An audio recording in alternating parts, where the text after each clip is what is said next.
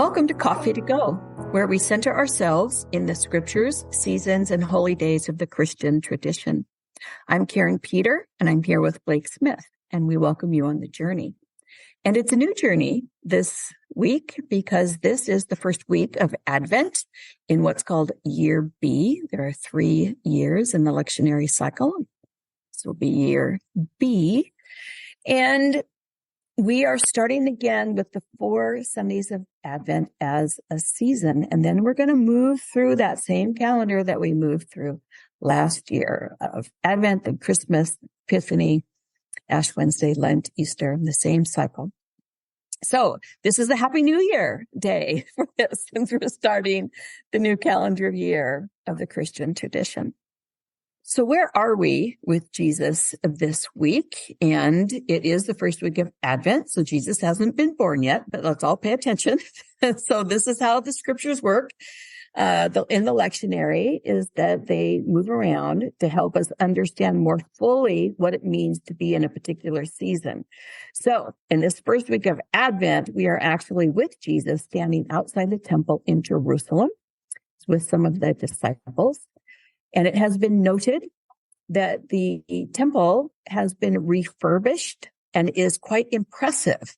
And the disciples make some comments about it. And Jesus kind of takes that and runs with it with a little bit of a startling commentary to come at it. So let's hear what Jesus has to say about this impressive structure. Startling commentary. That's an appropriate way to put it. Yes. So here we are in the Gospel of Mark, the 13th chapter, the 24th through the 37th verse.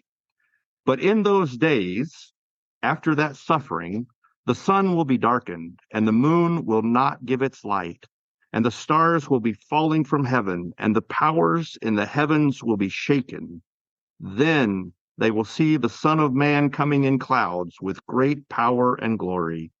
Then he will send out the angels and gather his elect from the 4 winds, from the ends of the earth to the ends of heaven. From the fig tree, learn its lesson.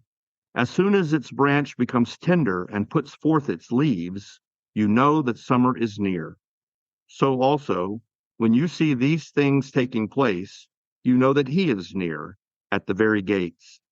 Truly, I tell you, this generation will not pass away until all these things have taken place. Heaven and earth will pass away, but my words will not pass away. But about that day or hour no one knows, neither the angels in heaven nor the Son, but only the Father. Beware, keep alert, for you do not know when the time will come. It is like a man going on a journey when he leaves home and puts his slaves in charge, each with his work, and commands the doorkeeper to be on the watch. Therefore, keep awake, for you do not know when the master of the house will come, in the evening, or at midnight, or at cockcrow, or at dawn. Or else he may find you asleep when he comes suddenly. And what I say to you, I say to all, keep awake. So we might not like the fact that this passage begins with these comments about the sun being darkened and the moon not giving light. But what it does for us is it creates this stark contrast to the light that is coming.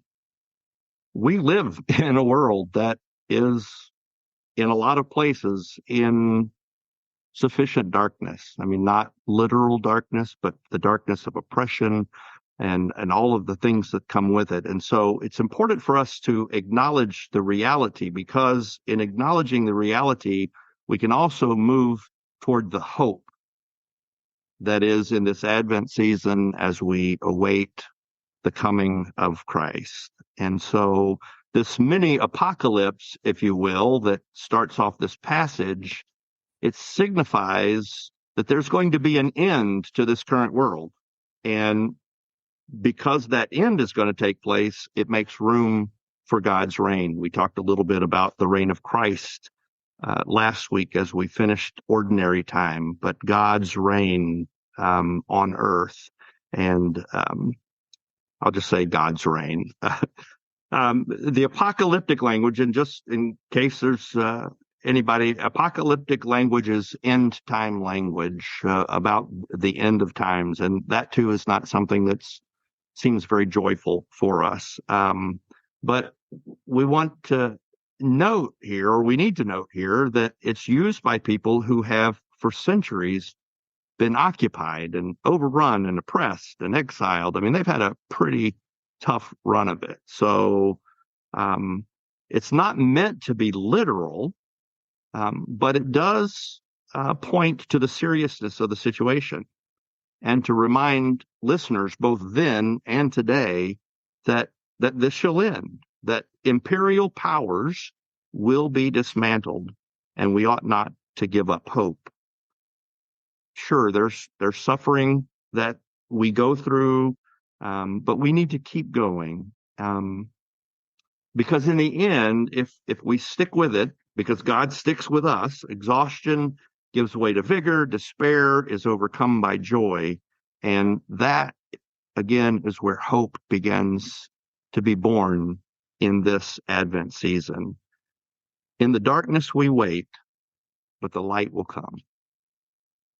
So as we enter into Advent, it's a good time to reflect on what are the hopes that sit within us as we wait in darkness into the coming light. And that will give us a couple of questions to think about.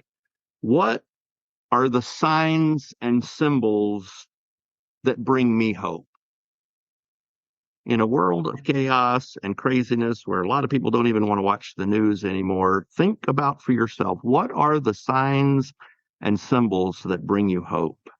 I love it. In the scripture, Blake, the sign there with the fig tree, that it was the little branches and the little leaves starting to come. You know, we can see that in our own world. If you have a tree or a plant, those little tiny, fresh, light green shoots come up, and that's the symbol of hope that's used in that scripture. And I just think that's lovely. Yeah. As a Florida boy who is so ready for snow to be over when that time comes, I'm always looking out my window for the new growth. Like, okay, there's hope. And it makes me wonder what the signs are like in the Southern Hemisphere. What are the kind of signs in the natural world that begin to bring hope? So maybe some of our listeners from the Southern Hemisphere can message us and let us know. Yeah, that's a great point. Well, the second question would be, what parts of our current reality, our practices, our habits, our fears, what is it in our life that needs to be dismantled to allow us to move more fully into the light, to be able to fully receive that light? That's a good Advent question.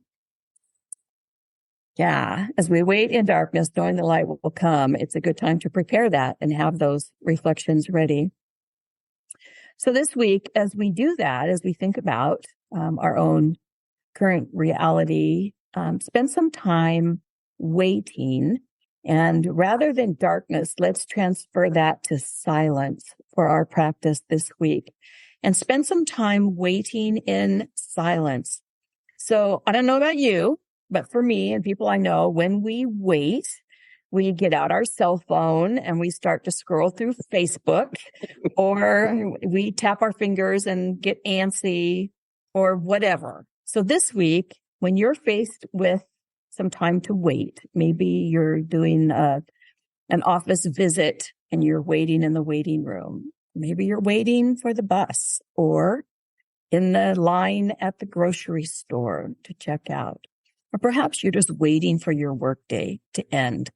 Whatever it is, wait in silence and allow yourself to settle into that darkness of the silence with no distractions, no cell phone, no magazine, no talking to someone.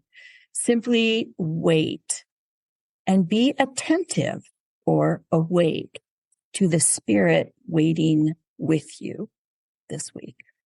I don't know, Karin. I think that the Spirit has already moved on looking for something to do, because I'm going to want to hear next week, Blake, how you waited in silence. Oh, thank goodness the Spirit is not as impatient as I am. Yeah. I think I have the How about a blessing? Yeah. This is the blessing for waking. which is great for a scripture that says, what I say to all, keep awake. This is from Jan Richardson, and it's in Circle of Grace, in her book. This blessing could pound on your door in the middle of the night. This blessing could bang on your window, could tap dance in your hall, could set a dog loose in your room. It could hire a brass band to play outside your house. But what this blessing really wants is not merely your waking, but your company. This blessing wants to sit alongside you and keep vigil with you. This blessing wishes to wait with you. And so, though it is capable of causing a cacophony that would raise the dead, this blessing will simply lean toward you and sing quietly in your ear a song to lull you, not into sleep, but into waking. It will tell you stories that hold you breathless till the end. It will ask you questions you never considered and have you tell it what you saw in your dreaming. This blessing will do all within its power to entice you into awareness because it wants to be there to bear witness, to see the look in your eyes on the day when your vigil is complete and all your waiting has come to its joyous end. Now that is a phrase that I like. Waiting, joyous end. I can do that kind of. Oh, goodness. No, I do like that. I hope for that kind of blessing if I have to wait somewhere this week. So, all right. Well, as always, thanks for joining us here at Coffee to Go this week. We invite you to join us again next week for the next part of our journey through the liturgical seasons and the holy days of the Christian tradition.